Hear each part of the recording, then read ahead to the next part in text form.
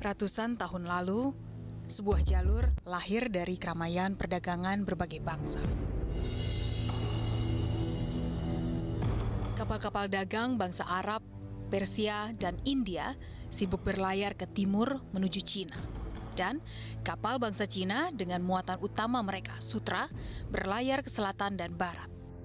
Pergerakan kapal-kapal dagang ini menciptakan suatu jalinan dagang, jalur sutra. Jalur perdagangan kuno yang menghubungkan dunia timur dan barat ini lantas terkenal seantero dunia. Namun tak banyak yang tahu ada barang dagangan lain yang turut membentuk peradaban dunia, yang aromanya membuat ribuan kapal datang ke Nusantara. Dan singgah di tempat yang terletak begitu strategis di antara India dan Cina ini. Jauh sebelum bangsa Eropa masuk ke Nusantara, sambil menunggu musim terbaik untuk berlayar dari timur ke barat dan dari barat ke timur, kapal-kapal bangsa India, Cina, Arab, dan Persia berlabuh di Sumatera.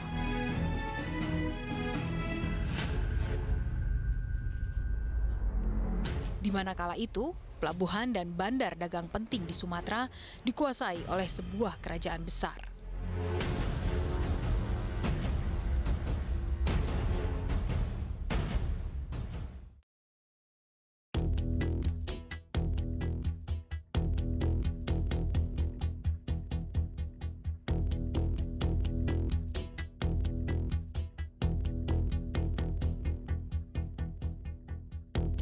Dalam perjalanan menelusuri jalur rempah kali ini, saya berada di Sumatera, Indonesia, untuk melacak peran Sriwijaya dalam penyebaran rempah Nusantara ke dunia.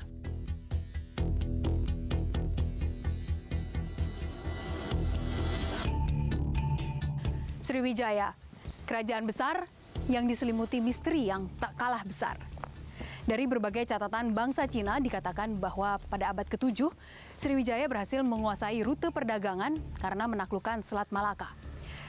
Di abad ke-9 adalah puncak kejayaan kerajaan Sriwijaya, ditandai dengan eratnya hubungan antara Sriwijaya dengan India dan Cina.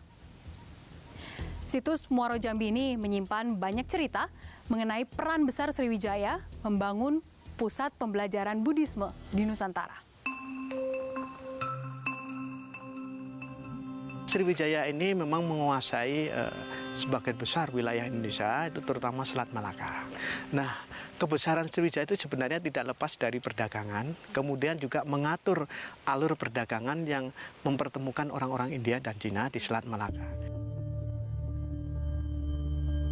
Bagaimana cara Sriwijaya menguasai Malaka dan bertambah kuat, terutama di abad ke-7 hingga abad ke-13?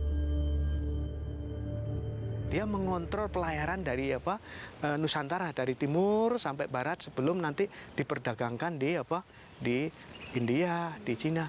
Artinya Sriwijaya ini menguasai perdagangan yang ada di Nusantara. Nah, apa yang diperdagangkan di Nusantara tidak lain dan tidak bukan adalah rempah-rempah. Indonesia Timur bisa ada cengkeh ya, ada pala ya, diangkut ke sini, dari sini juga ada ya. Misalkan pinang yang disebut gambir ya. Kemudian ada gaharu ya. Kemudian ada juga namanya kapur barus ya, kapur ya, barus itu pelabuhannya. Nah ini kemenyan ya, ini salah satu produk-produk perdagangan rempah yang bisa membesarkan Sriwijaya.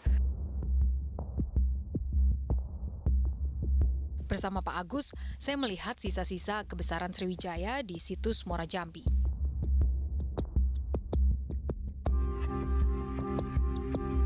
Dibangun di areal seluas 12 km persegi, Muara Jambi terletak di tepi sungai Batanghari. Ini titik penting masuknya kapal-kapal dagang ke pelabuhan Sriwijaya.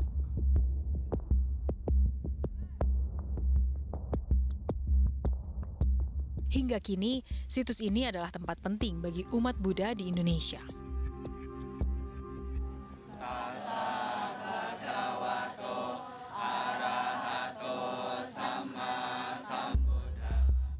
Keberadaan situs Muara Jambi sebagai pusat pendidikan agama Buddha di Nusantara tak lepas dari perkembangan agama Buddha di India. Kala itu, banyak biksu mengunjungi Nalanda di India untuk belajar agama Buddha, terutama para biksu dari Cina. Mereka datang dengan menumpang kapal dagang dan singgah di Sriwijaya untuk mengisi perbekalan dan menunggu angin baik untuk kembali berlayar. Di akhir abad ke-7, salah seorang biksu Cina yang berpergian ke Nalanda adalah Ising. Sejak itu, catatan perjalanannya telah menjadi bukti penting keberadaan kerajaan ini.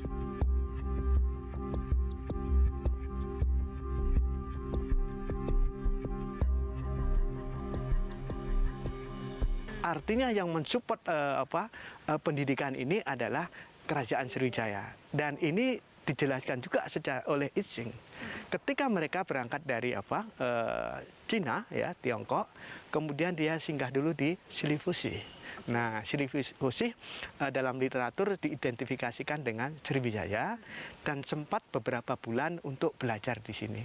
Artinya, Muara Jambi ini tidak bisa lepas daripada Kerajaan Sriwijaya, dan memang yang membesarkan adalah Kerajaan Sriwijaya. Ini bangunan utama di kawasan Candi Kedaton. Nah, ini kita menuju ke namanya Setyagara. Setyagara ini di dalamnya selalu ada image Buddha. Nah, jadi itu bisa berupa arca Buddha, ya. Bisa bahannya dari batu, bisa dari kayu, ya, atau apa saja bahannya yang menggambarkan tentang Buddha. Perguruan tinggi ini jelas mereka butuh supporting dari para pedagang ini, pendanaannya, ya, kemudian kehidupan sehari-harinya.